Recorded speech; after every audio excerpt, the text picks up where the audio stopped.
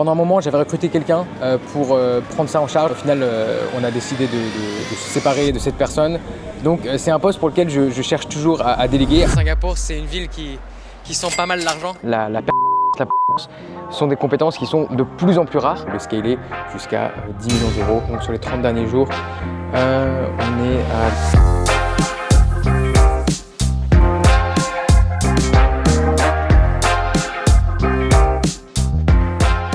Aujourd'hui, je vous emmène avec moi dans les coulisses de mon business et de ma vie d'entrepreneur expatrié. En ce moment, je suis en Thaïlande, donc ça donne un cadre assez sympa pour vous montrer comment j'organise mes journées et comment je gère mes business à distance. Alors, je vais vous montrer ma routine, quels sont mes projets du moment et aussi je vais répondre à quelques questions qui reviennent souvent comme mes revenus avec mes business, comment déléguer efficacement et aussi mes conseils sans filtre à ceux qui veulent se lancer et gagner des revenus en ligne. Donc sur ce, c'est parti, let's go. Alors ma routine du matin, elle est assez simple. J'ai pas de routine qui prend 2 heures. Je trouve ça vraiment contre-productif. Je suis tombé dans ces délires-là avant, il y a longtemps, en pensant qu'en suivant une certaine routine, en m'entraînant le matin, en méditant, en prenant des douches froides, en buvant une sorte de boisson magique, une potion, eh bien ça allait me rendre plus efficace, en meilleure santé, riche. Et puis au final, j'ai compris que tout ça, c'était pas vrai. Et en tout cas, aujourd'hui, j'optimise vraiment pour passer du lit jusqu'au bureau de manière la plus efficace, la plus rapide possible. Donc tous les matins, je me lève environ à la même heure, entre 6h et 6h30. Sans réveil, c'est aussi parce que je me couche tôt. Et ensuite, je prends mon petit-déj, donc le même tous les matins. Et je fais 2 choses pendant mon petit-déj. Je lis une page du Daily Stoic. Donc ça me permet de mettre dans un bon mood le matin. Et j'écris aussi dans mon journal, un journal de gratitude pour pareil, me mettre dans le bon mood. Descendre les niveaux stress qui sont assez élevés pour moi le matin dès que mon cerveau se met en marche et commence à penser à 3000 choses en même temps. Donc voilà, ça c'est ce que je fais pendant mon petit déj, c'est un petit peu l'étendue de ma routine du matin. Et ensuite je m'installe à mon bureau ou en tout cas à ce qui me sert de bureau dépendant de là où je suis. J'ouvre mon ordinateur et donc c'est parti pour la première session de Deep Work de la journée. Deep Work, qu'est-ce que c'est? C'est un bloc de travail sans interruption. En général, un bloc soit de 3-4 heures ou alors 2 blocs de 2 heures. Ça dépend un petit peu des jours, ça dépend des choses que j'ai à faire concrètement. Et donc, je vais choisir une chose vraiment spécifique par bloc de travail, quelque chose qui demande mon attention la plus totale. Donc, parfois, ça va être sur le business FBA, dépendant en fait dans quelle phase on est, si on est en phase de lancement de produit par exemple ou de création d'un nouveau produit. Je vais avoir plus d'input à faire et donc, je vais sans doute me réserver un bloc de 2 ou 3 heures le matin pour bosser là-dessus. Sinon, je vais me concentrer sur la création de contenu, alors soit pour YouTube, soit pour mes formations le matin parce que c'est là que je suis le plus frais, le plus créatif, le plus apte à produire des choses.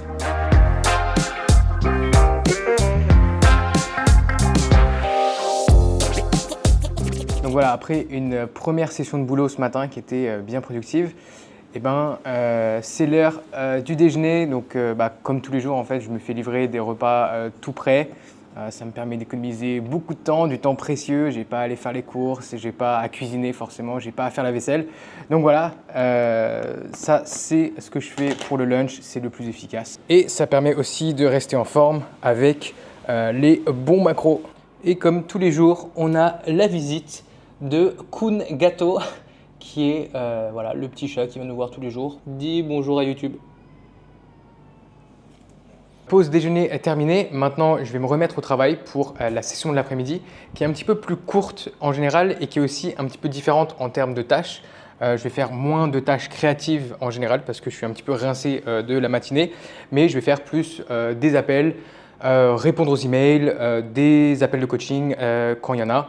Voilà, ce genre de choses, donc un petit peu différent. Cet après-midi, j'ai justement un appel et ensuite je vais faire un petit peu de la maintenance, on va dire, au niveau des business.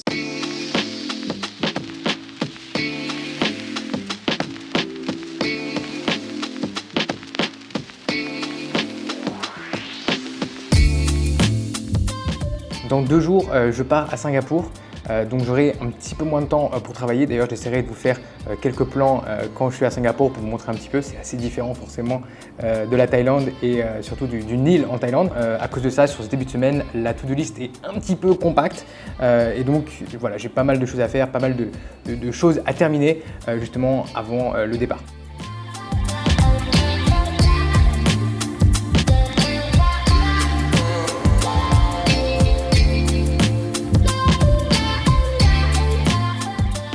Donc là, il est 15h, j'ai fini environ mes 2 heures de travail post-lunch.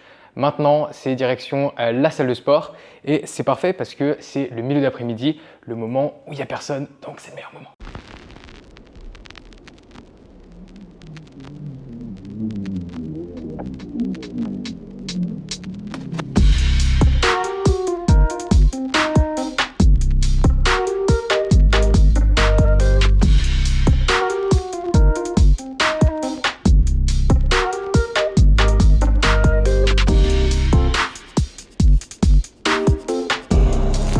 Voilà ce que je viens de trouver par terre dans la gym.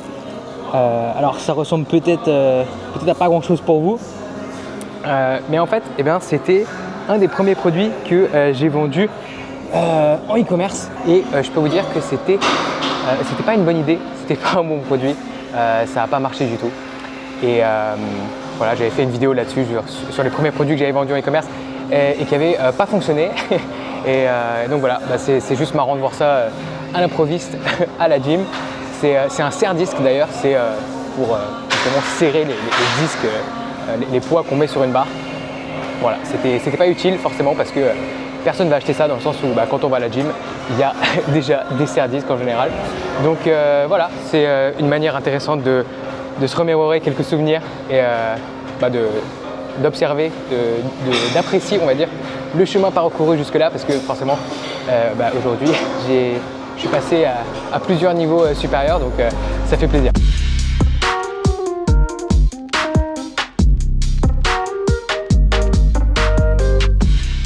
Voilà, séance de sport terminée. Bon, j'ai essayé de faire court, mais voilà, j'avais quand même envie de vous le montrer parce que c'est vraiment quelque chose qui fait partie de ma routine et qui me permet d'avoir un certain équilibre, on va dire, dans ma vie et aussi de faire une bonne pause dans ma journée de travail.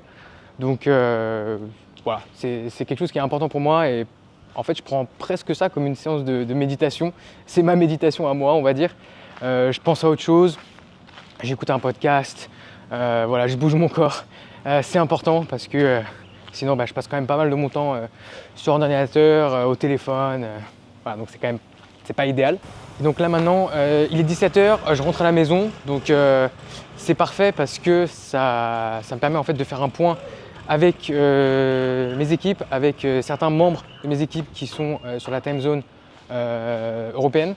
Donc là, 17h ici, ça fait 11h en Europe. Voilà, c'est parfait, ça me permet de check-in, de répondre aux questions, aux messages. Et donc voilà, je vais m'y remettre pendant environ 45 minutes, 1 heure, dépendant des jours. Donc là, je vais voir les questions qui m'attendent.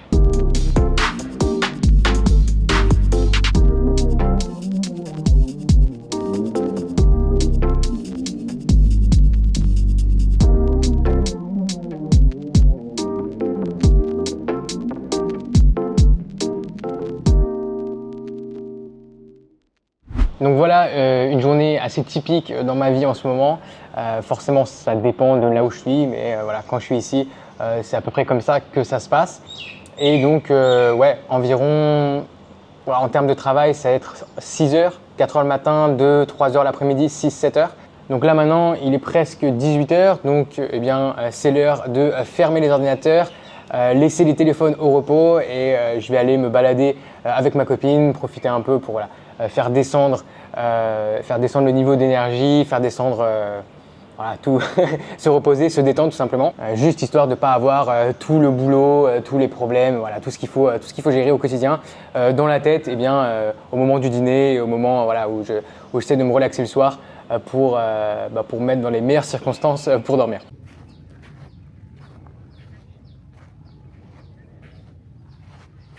Petite balade du soir sur la plage et ouais, c'est une plage presque secrète. En fait, il y a pas grand-chose et du coup, eh ben, il n'y a personne et on est quasiment tout seul. Et en plus, on peut profiter. Bon, alors là, il y a un nuage juste devant, mais le sunset est juste là-bas. Et donc, ça fait que la vue est quand même plutôt sympa.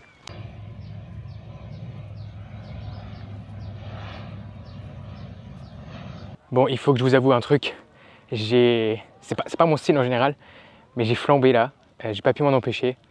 Et du coup, en fait, je me suis acheté un yacht. Regardez ça, une merveille absolue. Dernier cri, jacuzzi et vue imprenable sur la baie.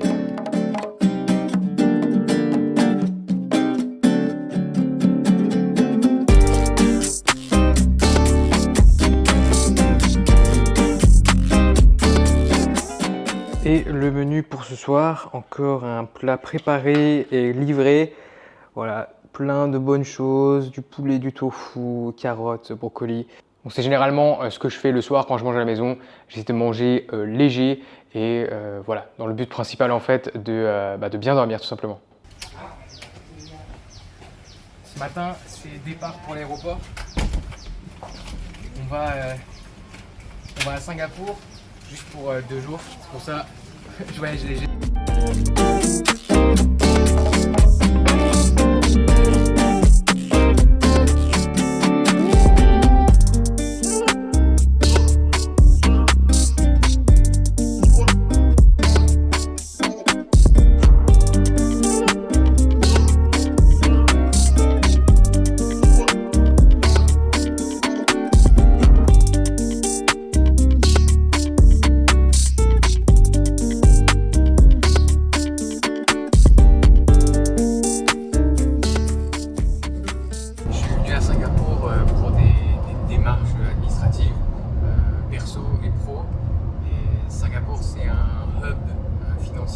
Mondial avec tous les services financiers, etc. Donc voilà, il y a des choses qu'on peut faire en ligne, mais il y a des choses qu'il faut absolument faire en personne. Il faut venir signer un papier, faire un beau sourire. Et donc c'est pour ça que je suis là un petit peu en coup de vent depuis la Thaïlande. C'est pas loin, 2 heures de vol environ, vol direct. Donc voilà, c'est facile, on en profite.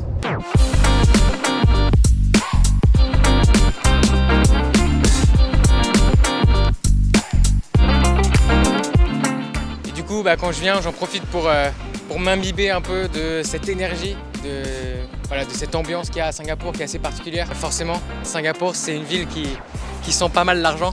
C'est une ville inspirante, c'est une ville qui booste à fond.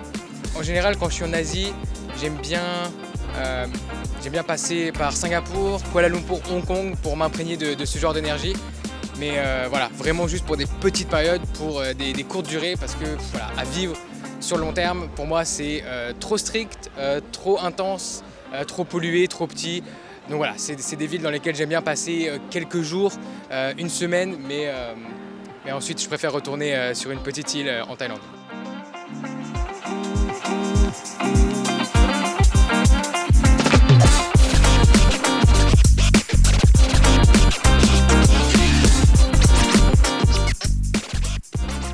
On a fait ce qu'on avait à faire.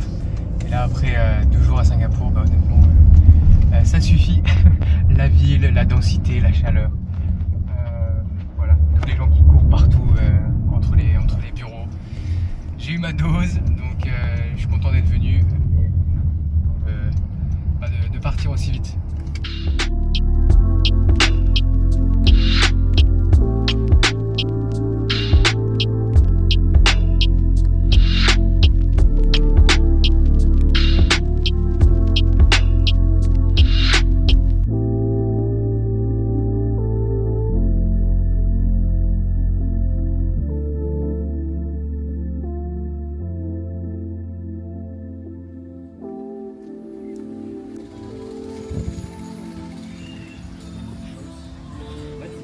Et ensuite le week-end, j'aime bien venir me détendre l'esprit, le corps. Voilà, là je suis dans un endroit où on a sauna, hammam, bain froid et bain glacé. Donc ça fait du bien pour la récupération musculaire, ça fait du bien pour la circulation sanguine. Voilà, pour faire tomber la pression de la semaine, de tout le boulot, de tout le stress un petit peu qui s'accumule tout au long de la semaine. Et donc voilà, je fais ça le week-end, ça m'aide à décompresser clairement et aussi à profiter d'être dans un endroit aussi sympa en Thaïlande. Vraiment top. Et bien sûr, c'est aussi un challenge mental parce que ce bain juste devant moi, il est à 6 degrés et dans la baignoire juste là-bas, et ben, c'est des glaçons. Donc forcément, ça aide à entraîner le cerveau, à faire des choses qu'on n'a pas forcément envie de faire. Et au final, c'est pour notre bien et voilà, ça entraîne un petit peu la détermination.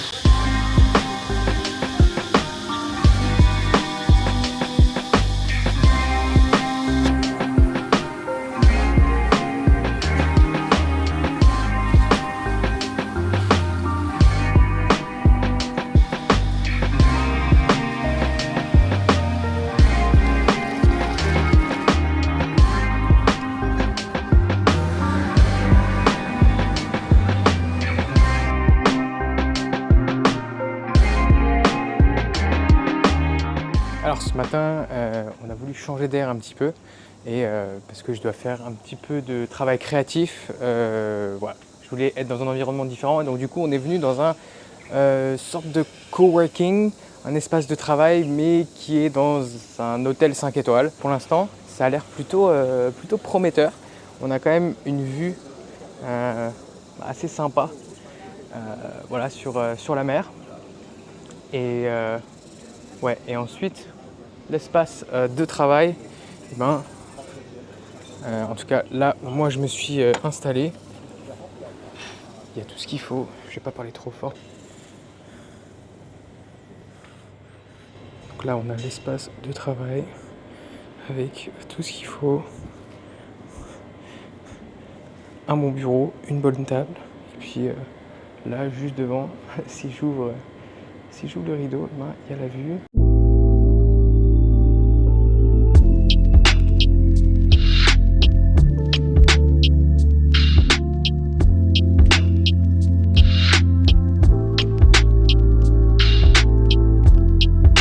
Donc voilà, on est tranquille à la clim, hop. Donc c'est parti pour une session de boulot avec une vue inspirante et dans un endroit bien très très sympa pour travailler.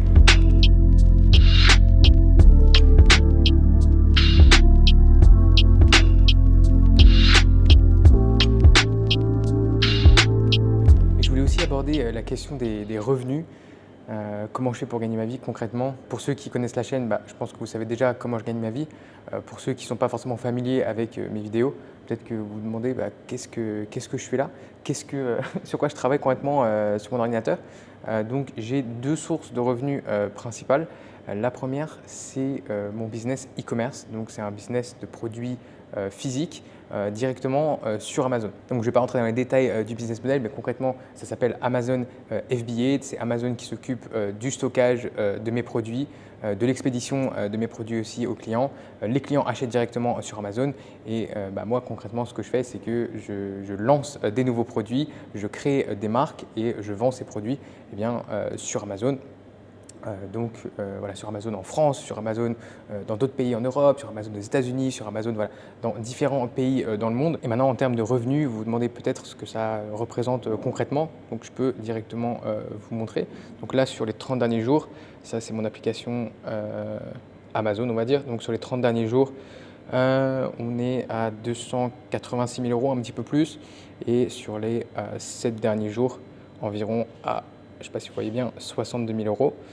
Donc voilà, ça c'est les résultats, c'est la top line comme on dit, c'est-à-dire c'est les revenus, c'est pas le profit. Le bénéfice se situe environ, une fois qu'on a vraiment tout déduit, à 18%. Donc voilà, vous pouvez faire les calculs, mais c'est un business aujourd'hui, donc 6 ans après, c'est pas arrivé en claquant des doigts, mais c'est un business aujourd'hui qui génère environ 3 millions d'euros par an. Et le but, l'objectif, c'est de le scaler jusqu'à 10 millions d'euros par an de revenus, encore une fois. Donc voilà, ça c'est l'objectif pour les prochaines années.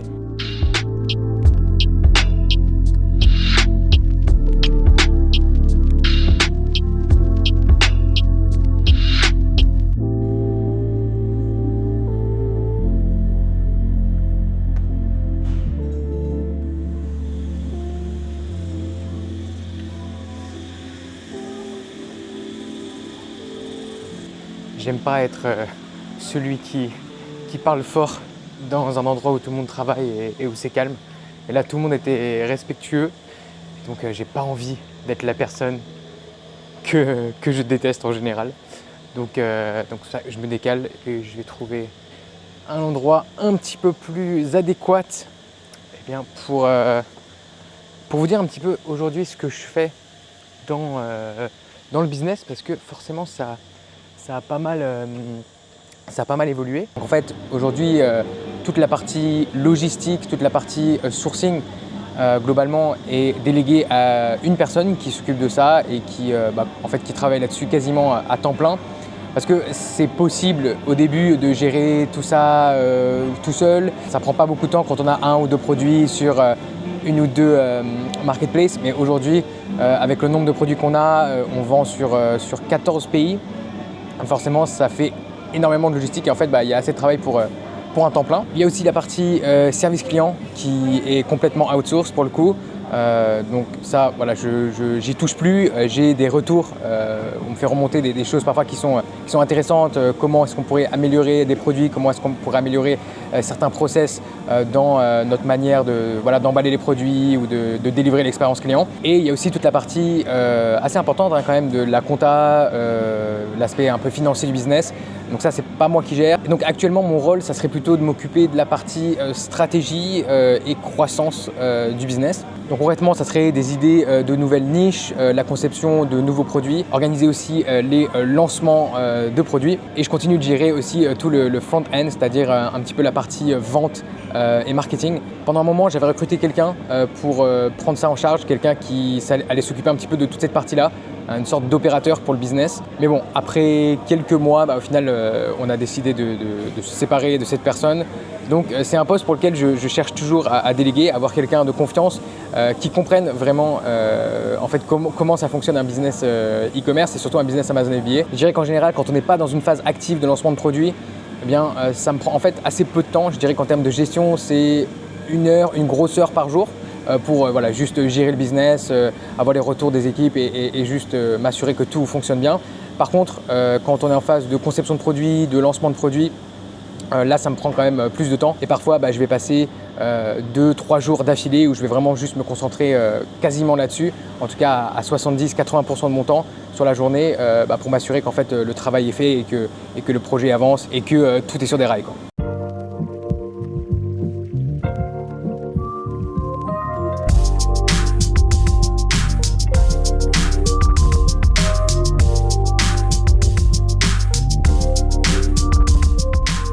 Au niveau des projets, du coup, ce sur quoi je travaille concrètement en ce moment, sur la partie e-commerce Amazon FBA, du coup. Donc on a 2 produits qui sont dans le pipeline, plus un autre produit qu'on est en train de valider. Pour l'instant, on n'est pas sûr si on va le lancer ou pas.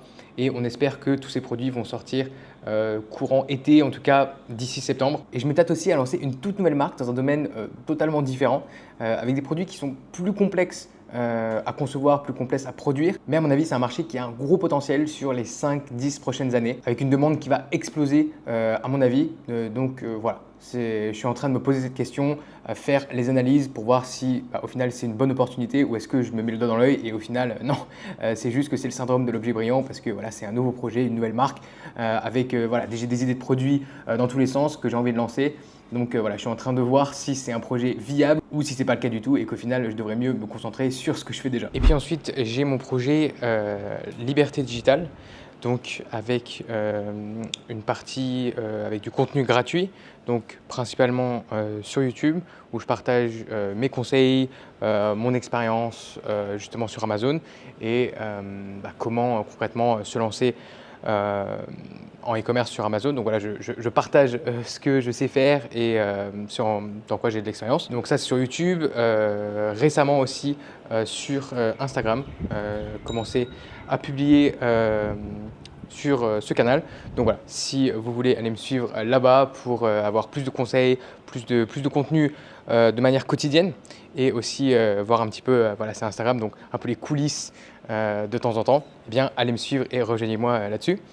Donc ça c'est la partie du coup création de contenu et il y a la partie payante ensuite, donc avec mon programme de formation dans lequel j'accompagne celles et ceux qui sont réellement motivés, qui veulent lancer leur business sur Amazon. Et le but encore une fois, c'est de leur apporter mon expérience, de leur apporter voilà, vraiment une expérience de terrain, les choses que j'ai réellement suivies, les méthodes que j'ai réellement suivies pour lancer mon business, comment j'en suis arrivé là tout simplement, et aussi les choses aujourd'hui que j'applique, que je mets en place au quotidien dans mon business, parce que je continue à gérer mon business Amazon FBA évidemment en parallèle. Et il y a aussi pas mal de choses qu'on est en train de mettre en place dans la formation. Déjà beaucoup de mises à jour, c'est normal parce que le monde d'Amazon FBA, mais aussi le monde du e-commerce en général, ça évolue très vite. Et donc, si vous voulez faire les choses bien, aujourd'hui, eh bien,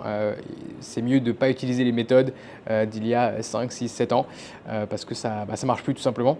Donc pas mal de travail là-dessus, et on veut aussi mettre en place des sessions live dans la formation, donc pour les membres de la formation, pour voilà, plonger un petit peu plus en profondeur dans certains sujets, pouvoir répondre aux questions en live justement. Je travaille aussi sur le fait d'offrir des offres avec plus de coaching personnalisé, voilà, pour les personnes qui veulent être accompagnées de manière privée en fait. Et le dernier projet, gros projet pour le coup sur lequel on travaille, c'est un incubateur FBA au sein même de la formation. Ça serait en fait le fait d'investir dans les business de certains membres de la formation, des business voilà, qui commencent à décoller, bien sûr si les membres sont d'accord, et en fait d'investir dans leur business et de les aider ensuite à développer leur business, à scaler vraiment eh bien, les revenus de leur boutique, de leurs produits, et faire ça vraiment ensemble en tant que co-investisseurs du projet.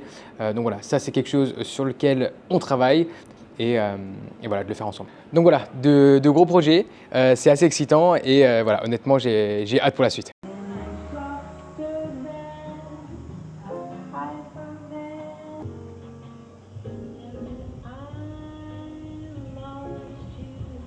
Et maintenant, juste un mot pour les personnes qui veulent se lancer. Peut-être toi, aujourd'hui, qui regarde cette vidéo et tu te dis, bah, c'est pour moi, j'ai envie de faire la même chose. Ce que j'ai envie de dire à ce niveau-là, c'est que déjà, première chose, c'est pas facile. C'est pas parce que voilà, là je fais une vidéo, je suis en train de montrer un petit peu comment j'organise mes journées, ma vie, etc. Ça peut paraître facile, ça peut paraître voilà, facile à atteindre, mais au final, voilà, moi ça m'a pris plusieurs années d'en arriver là, plusieurs années de travail vraiment acharné, comme je le dis dans toutes mes vidéos. Mais forcément, si je suis là en train d'en parler, eh bien c'est que je pense que ça vaut la peine. Je pense que même si c'est pas facile, c'est quelque chose qui vaut le coup et qui vaut la patience et la persévérance qu'il faut mettre eh bien, dans son travail, dans ses projets. Et ce qu'il faut se dire aussi, c'est qu'à l'heure des réseaux sociaux et de la gratification instantanée qu'on a vraiment partout dans nos vies, eh bien, la persévérance, la patience sont des compétences qui sont de plus en plus rares. Et pourtant, c'est à mon avis les deux compétences les plus répandues chez les entrepreneurs qui arrivent à survivre, qui arrivent à survivre les premières années et qui arrivent à monter leur business. Donc à mon avis, si vous pensez que vous pouvez travailler la tête baissée pendant 3 ans, eh bien, je pense que vous aurez de grandes chances eh bien, de faire partie des quelques pourcents des personnes qui se lancent et qui arrivent à atteindre leurs objectifs, qui arrivent à vivre de leur projet, de leur business. Et à mon avis, ne vous faites pas avoir non plus par la fausse simplicité qui est mise en avant sur les réseaux sociaux, sur Instagram, sur YouTube. Oui, il y a quelques personnes qui arrivent à devenir millionnaires à 22 ans, à 24 ans, à 25 ans. Mais clairement, ce sont des exceptions. C'est pas la règle. Et pour 99,9% des personnes, moi y compris, eh bien, ça se passe pas du tout comme ça. Donc il faut vraiment être prêt pour ça.